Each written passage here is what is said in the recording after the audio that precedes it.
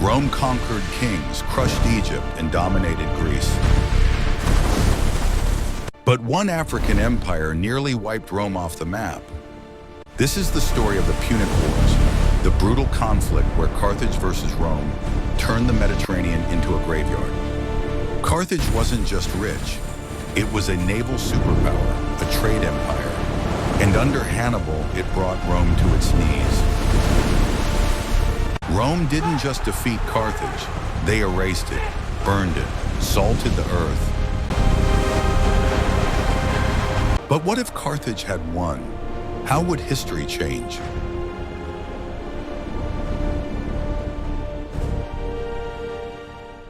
Stay to the end.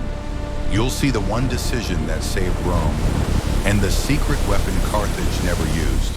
Long before Rome paved its first road, Carthage already owned the horizon.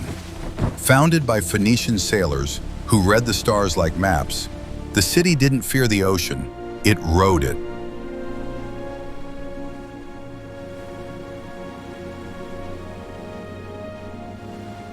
While Rome was still fighting hill tribes in the Italian dirt, Carthage's harbors pulsed with life, triple-tiered docks,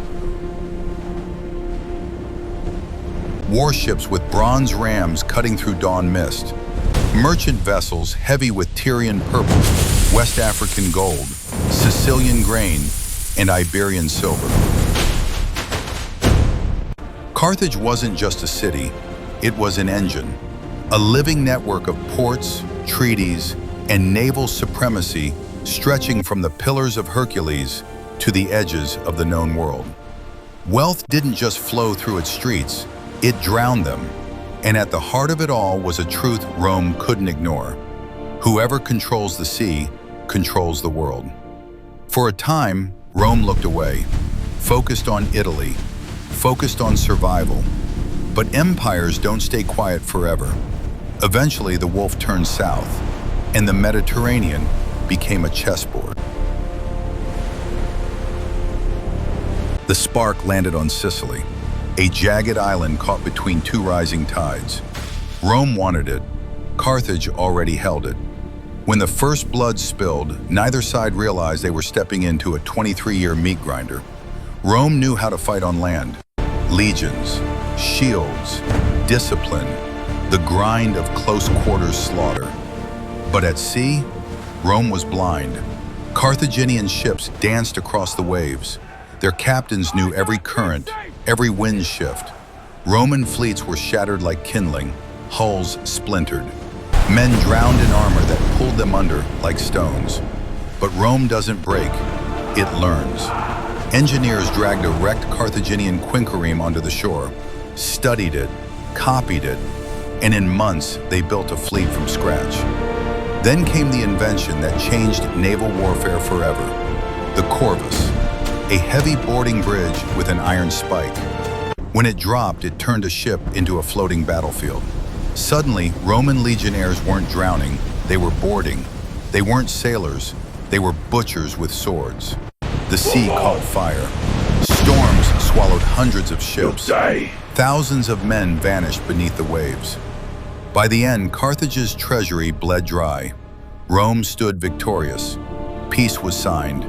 Tributes were paid. Rome exhaled.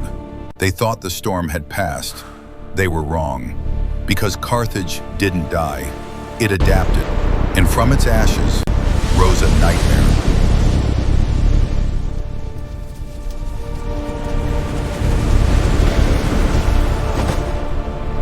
His name was Hannibal Barca, and he swore an oath that would echo through centuries: never kneel to Rome. While Rome celebrated, Carthage rebuilt in Spain. New minds, new armies, new rage. When the Second Punic War ignited, Rome braced for another naval assault. Hannibal chose the impossible. He marched 90,000 men, thousands of cavalry, and a train of war elephants across the Pyrenees, through hostile Gaul.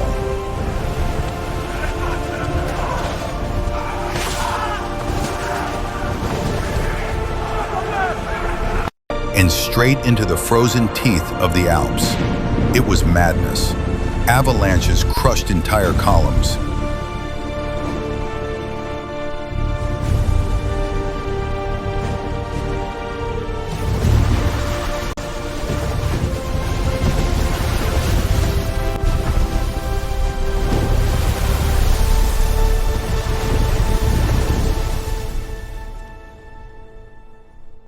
Starvation took more men than spears, but Hannibal pushed them through the ice, descending into Italy like a storm given flesh.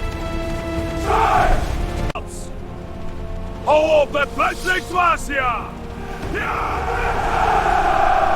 Rome laughed, until the laughter turned to ash.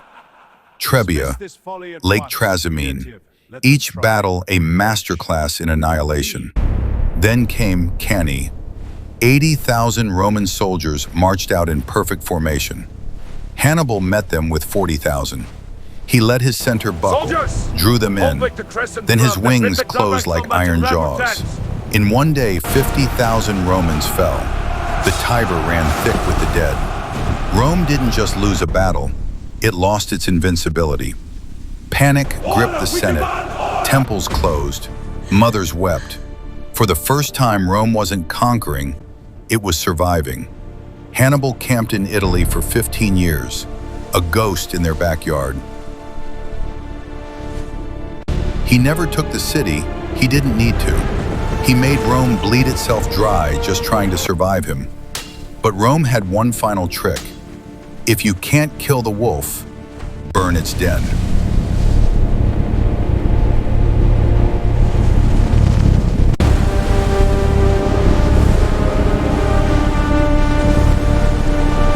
Enter Scipio, young, brilliant, ruthlessly pragmatic. He didn't just study Hannibal's tactics, he absorbed them. While Rome played defense, Scipio crossed into Africa. He burned Carthaginian supply lines, broke their allies, forced the empire that terrorized Italy to suddenly defend its own gates. Carthage panicked, recalled Hannibal. In 202 BC, on the plains of Zama, two geniuses finally stood face to face. Hannibal sent his elephants forward, the same terror that once broke Roman lines. But Scipio had prepared. He ordered his maniples to part like gates. The beast charged straight through, harmless. Then the Roman cavalry struck the flanks, wheeling back to crush Carthage's infantry from behind. Hannibal fought like a man who knew the world was ending. But his army was exhausted, his allies fractured. His city had forgotten how to win. Carthage surrendered. No navy, no foreign wars. A crushing indemnity. Rome didn't just win, it leashed its rival. But in the Senate, an older truth took root. A chained enemy is still an enemy. And Rome would never sleep soundly again.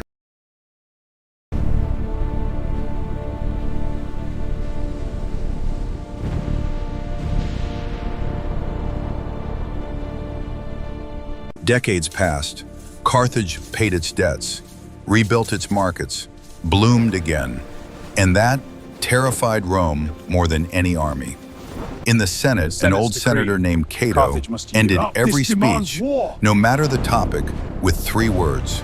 Carthago delenda est. Carthage must be destroyed.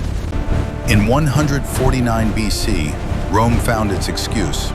The Third Punic War wasn't a conflict, it was an execution. Carthage refused to surrender. For 3 years they fought in narrow streets, on temple steps, in the shadow of their own burning homes. Rome broke through. The city fell. They didn't just conquer it, they unmade it. Fire consumed libraries, temples, and harbors. The survivors were sold into chains. The ground was cursed, a permanent warning that nothing would ever grow there again. Rome erased Carthage because it remembered what it felt like to be afraid. And fear, in the hands of an empire, is a weapon that never sleeps.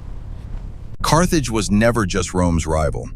It was proof that Africa didn't watch history unfold from the edges. It wrote it. The greatest maritime empire of the ancient world rose from African soil, commanded the seas, and brought the Roman Republic to its knees. Rome wanted the world to forget Carthage's name, but ruins don't lie, and the sea still remembers.